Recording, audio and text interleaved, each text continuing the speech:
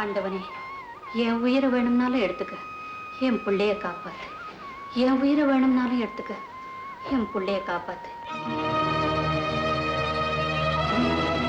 உங்க அப்பாவுக்கு இந்த வியாதி வந்தது தெரிஞ்ச உடனே உங்க அம்மாவுக்கு சித்த பிரம்ம பிடிச்சது.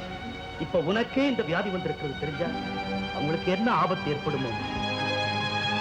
நானும் அந்த நம்பிக்கையில தான்ப்பா இருக்கேன். அதையும் மீறி அந்த வியாதி உனக்கு வந்துடுச்சுன்னா அதை பாக்குறதுக்கு நான் உயிரோட இருக்க மாட்டேன்.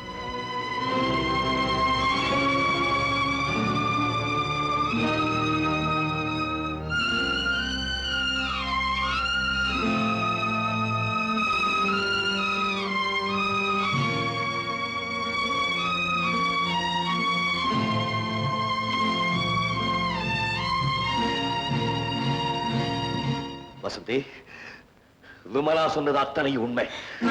எனக்கு அவளுக்கு தொடர்பு உண்டு. போதுமா? நீ போகலாம். ஆமா டாக்டர், இன்னை வரைக்கும் அம்மாவுக்கு எதுவுமே தெரியாம மறைச்சிட்டேன். ஆனா எந்த நிமிஷம் அம்மாவுக்கு உண்மை தெரிஞ்சு அவங்க உயிருக்கு ஆபத்து வருமோன்னு செத்து செத்து பழைச்சுக்கிட்டு இருக்கேன். அந்த டாக்டர் எப்பதான் வருவார்? அவர் வருவாருங்கிற நம்பிக்கை நாளுக்கு நாள் நானே இழந்துகிட்டு இருக்கிறேன். டாக்டர் என்ன சொல்றீங்க?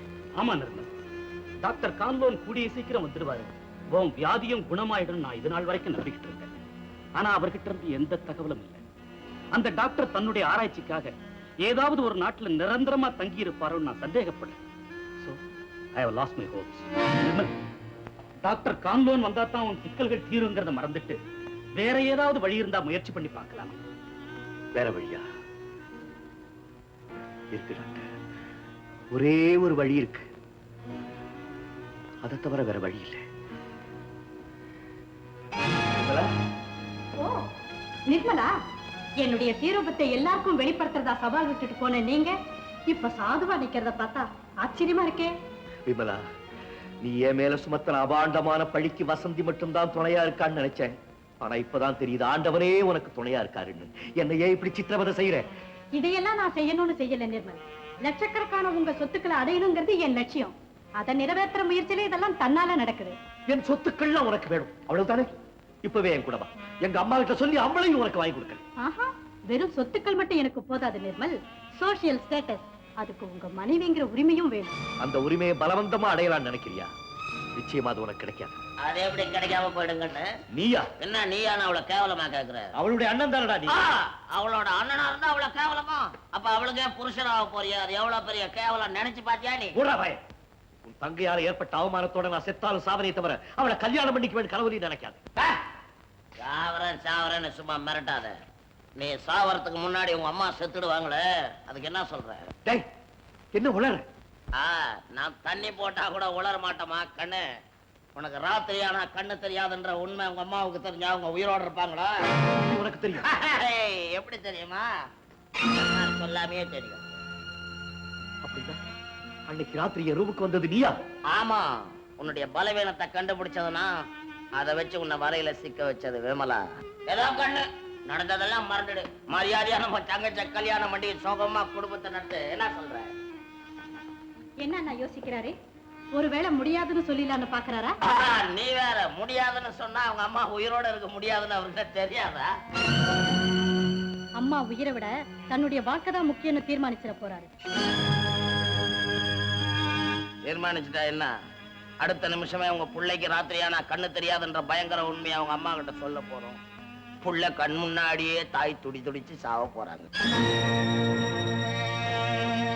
ஜம்பு, உங்க காலில் விழுந்து கேட்டுக்கிறேன், தயவு செஞ்சு இந்த விஷயத்தை அம்மா கிட்ட சொல்லிடாதீங்க. அவங்களை கொன்னுடாதீங்க.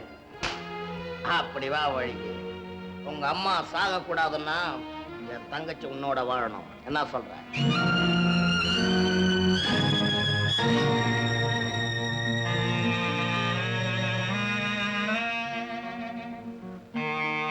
எந்த இடத்துல குறிபாத்து அடிச்சா நான் விழுந்துருவேன் நல்லா தெரிஞ்சு வச்சிருக்கீங்க. எங்க அம்மாவோட உயிரே என் வாழ்க்கைக்கு போட்டியா வந்துச்சுன்னா நிச்சயமா நான் தோத்து போயிடுவேன்டா. நான் தோத்துட்டேன், நீங்க ஜெயிச்சிட்டீங்க.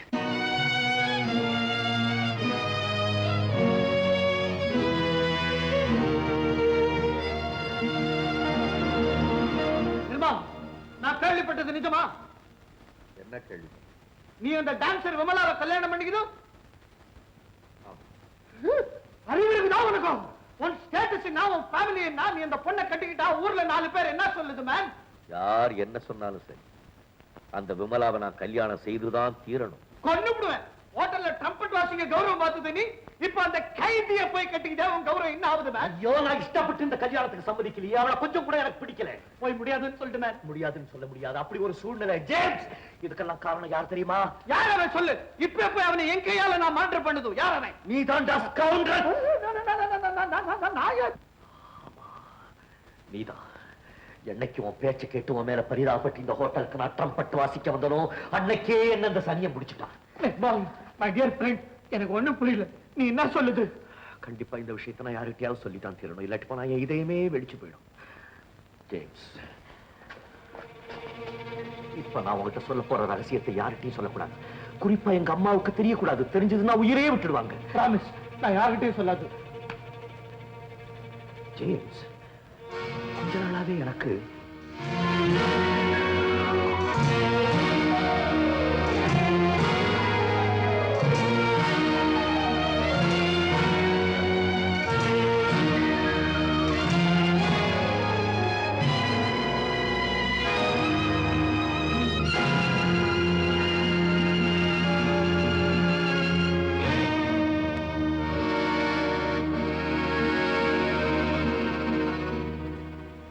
Oh God, I'm sorry.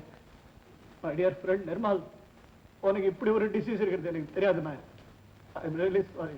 இப்ப சொல்லு, நீ தானே என்ன இங்க கூட்டிட்டு வந்த? அதனாலதானே இவ்வளவு ஏற்பட்டது? I agree. தப்பு பண்ணது நான் தான். நான் தான் தப்பு பண்ணது. நான் பண்ண தப்புக்கு நானே பரிகாரமா இந்த கல்யாணத்தை நானே நிறுத்துறது. உன்னால முடியாது. நிறுத்தி காட்டுறேன். அந்த விமலாவே நிர்மலுக்கு தனக்கு கல்யாணம் வேண்டாம் வேண்டாம்னு அலறிக்கிட்டு ஓடுறாளா இல்லையா பாருங்க. அதை நீ எப்படி செய்ய போகுது? விமலாவை தோக்கடிக்கிறதா இருந்தா அவ போற வழியிலேயே விட்டுதான் தோக்கடிக்கணும். இப்போ உங்க நண்பருடைய முதல் பிரச்சனை அவங்க அம்மா கிட்ட போய் தனக்கும் விமலாவுக்கும் சம்பந்தம் உண்டுங்கிறத எப்படி சொல்றதுங்கிறது தானே. ஆமா. இப்போ நம்ம நேரா விமலா வீட்டுக்கு போவோம். போய் அவளுக்கு சாதகமாவே பேசி அவ நம்ம நம்புற மாதிரி நடிச்சு அவளை அங்கே இருந்து நிர்மல் வீட்டுல கொண்டு போய் சேர்த்துடுவோம். இப்போ உயிர்படி ராஜலட்சுமி அம்மாவுக்கு பிடிச்சவ தானே நிர்மலுக்கு மனைவியா வர முடியும். ஆமா. நாம 2 பேரும் விமலாவுக்கு சாதகமாவே பேசிக்கிட்டு அதே சமயத்துல ராஜலட்சுமி அம்மாவுக்கு அந்த விமலாவை பிடிக்காம அடிச்சிட்டோம்னா எப்படி கல்யாணம் நடக்கும்? கரெக்ட். அப்புறம் நாமளே அந்த வீட்டுல ஒரு பெரிய சிக்கலை ஏற்படுத்தி அதுல அந்த விமலாவை நல்லா மாட்ட வச்சிடுவோம். அதுல அவ படுற வேதனையில கல்யாணமும் வேண்டாம் சொத்து வேண்டான்னு யாருக்கிட்டையுமே சொல்லாம கொள்ளாம ஓடிடுவா. ஜம்பு, இப்ப நான் நேரம் நிர்மல் கையில இருந்து வருது. அவ உன் தங்கச்சி கல்யாணம் பண்ணிக்கிறதா முடிவு பண்ணி வீட்டுக்கு கூட்டிக்கிட்டு வர சொன்னது. அப்படியா? அதான் முறைப்படி கூட்டிக்கிட்டு போக நானும் ஒய்ஃபும் வந்தது. அப்படியா? அண்ணா பாபா நம்ம நிர்மல் வீட்டுக்கு போலாம். கொஞ்சம் எதுக்கு? எல்லாம் இருக்குதான். அங்க போனா கிடைக்குதோ இல்லையோ என் பாட்டில் எல்லாம் கலெக்ட் பண்ணிட்டு வந்துடுறேன்.